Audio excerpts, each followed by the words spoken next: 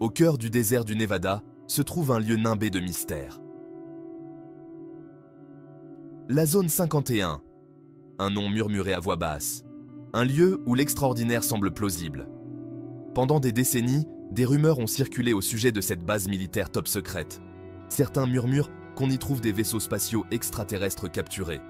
D'autres prétendent qu'elle détient la clé de technologies avancées, dépassant notre entendement. Quelle que soit la vérité, la zone 51 reste l'une des énigmes les plus fascinantes au monde. C'est un phare pour les théoriciens du complot et les rêveurs. L'existence même de la base a été niée pendant des années. Le gouvernement ne l'a officiellement reconnue qu'en 2013. Encore aujourd'hui, la plupart de ses activités restent classifiées. Ce secret n'a fait qu'alimenter l'imagination du public. La zone 51 est une toile vierge sur laquelle nous projetons nos espoirs et nos craintes face à l'inconnu.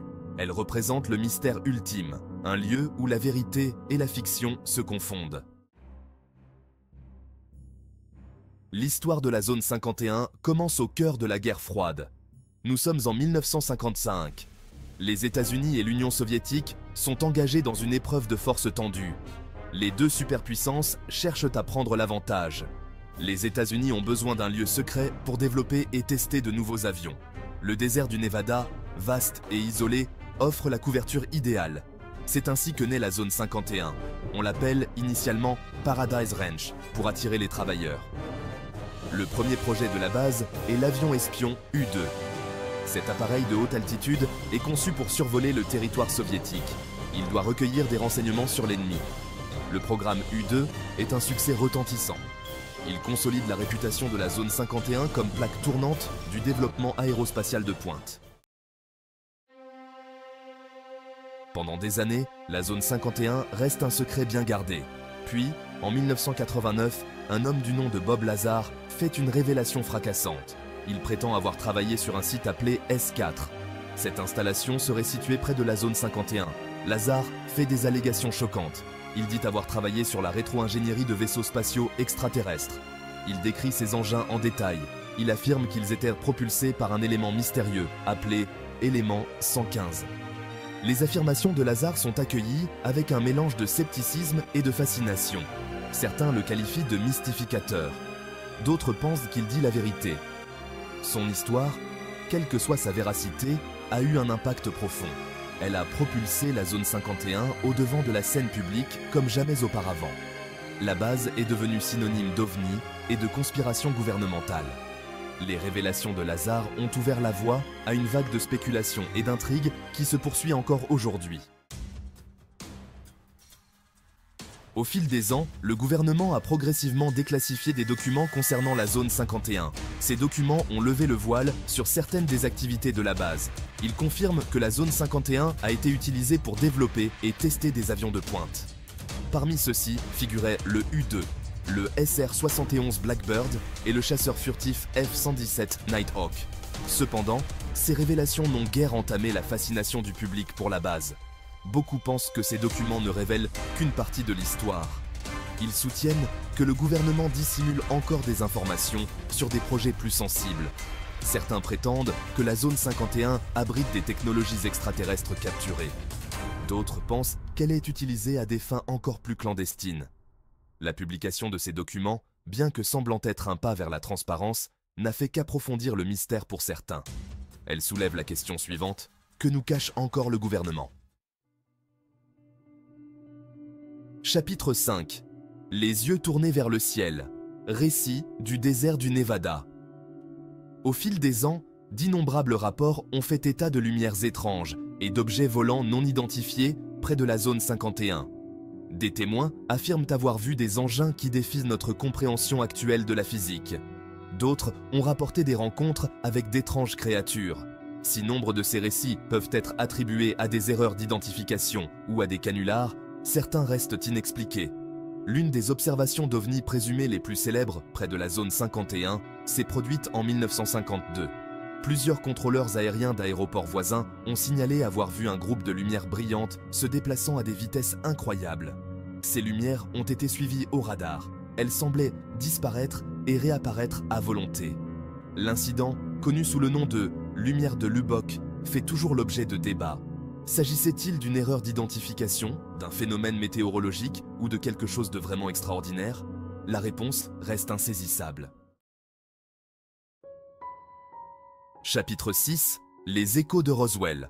Un crash et son héritage. On ne peut parler de la zone 51 sans mentionner l'incident de Roswell.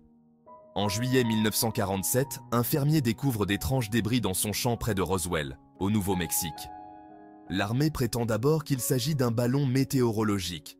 Cependant, des rumeurs se répandent rapidement, selon lesquelles les débris proviendraient d'un ovni qui se serait écrasé. Des témoins affirment même avoir vu des corps d'extraterrestres. L'incident de Roswell devient une sensation mondiale. Il alimente la fascination du public pour les ovnis et la possibilité d'une vie extraterrestre. Alors que le gouvernement a maintenu sa position officielle selon laquelle les débris provenaient d'un ballon météorologique, beaucoup pensent qu'il y a plus à découvrir. Certains spéculent que l'épave a été transportée à la zone 51 pour analyse. Ils pensent que le gouvernement dissimule la vérité sur ce qui s'est passé à Roswell. Chapitre 7. Le rapport du Pentagone sur les ovnis. Une nouvelle ère de transparence? Ces dernières années, on a constaté un regain d'intérêt pour les ovnis. En 2020, le Pentagone a publié un rapport sur les phénomènes aériens non identifiés, ou pas. Le rapport reconnaissait que de nombreuses observations de panne ne pouvaient en pas être facilement expliquées. Bien que le rapport ne confirme ni ne nie l'existence d'une vie extraterrestre, il marque un changement significatif dans la position du gouvernement sur la question. Cette nouvelle ouverture a conduit certains à penser que le gouvernement pourrait être plus disposé à divulguer des informations sur la zone 51 et son lien avec les pannes. D'autres restent sceptiques, affirmant que le gouvernement retient encore des informations cruciales. La publication du rapport du Pentagone a relancé le débat sur ce que le gouvernement sait et quand il le révélera. Chapitre 8. Énigme persistante. Des questions sans réponse dans le désert. Malgré des décennies de spéculation et d'enquêtes, la zone 51 reste une énigme. De nombreuses questions restent sans réponse. Que se passe-t-il exactement à l'intérieur des hangars secrets et des installations souterraines de la base? Est-il possible que le gouvernement cache des preuves de vie extraterrestre ou de technologies avancées? Ou la zone 51 n'est-elle qu'une base militaire hautement classifiée, se livrant à des recherches et développements top secrets? La vérité, quelle qu'elle soit, est probablement bien plus complexe que toutes les théories qui ont été avancées. Le mystère persistant de la zone 51 témoigne de notre curiosité innée pour l'inconnu. C'est un rappel qu'il existe encore dans le monde des lieux et des choses que nous ne comprenons pas totalement. Chapitre 9. L'attraction de l'inconnu. Pourquoi la zone 51 nous fascine-t-elle? L'attrait durable de la zone 51 réside dans sa capacité à exploiter notre soif d'émerveillement et notre désir de croire en quelque chose qui dépasse l'ordinaire. Dans un monde qui semble souvent prévisible et banal, la zone 51 représente le mystère ultime. C'est un lieu où tout semble possible, où les frontières de la science et de la fiction se confondent. L'éloignement de la base, son lien avec les opérations gouvernementales top secrètes et les innombrables rumeurs et histoires qui l'entourent contribuent à sa mystique.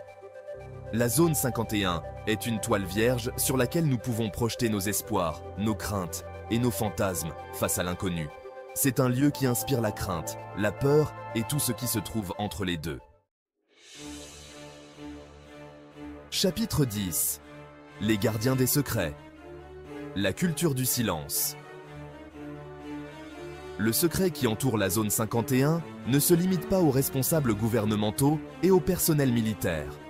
La culture du silence s'étend aux communautés environnantes. Les habitants des villes voisines se sont habitués à l'activité constante de la base.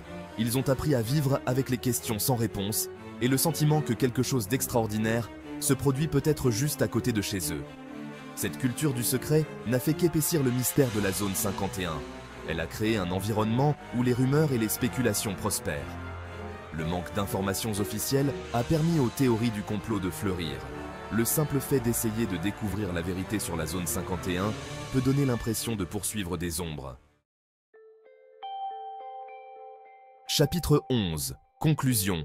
La vérité, quelque part au loin. La zone 51 reste l'un des mystères les plus durables au monde. C'est un lieu qui captive l'imagination du public depuis des décennies, inspirant d'innombrables livres, films et théories du complot. Alors que le gouvernement a lentement divulgué certaines informations sur les activités de la base, de nombreuses questions restent sans réponse.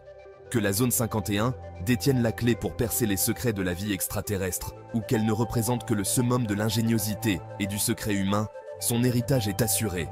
Elle nous rappelle constamment l'immensité de l'inconnu qui existe encore dans notre monde. La vérité, quelle qu'elle soit, est toujours là, cachée quelque part dans les confins de cette énigmatique base du désert.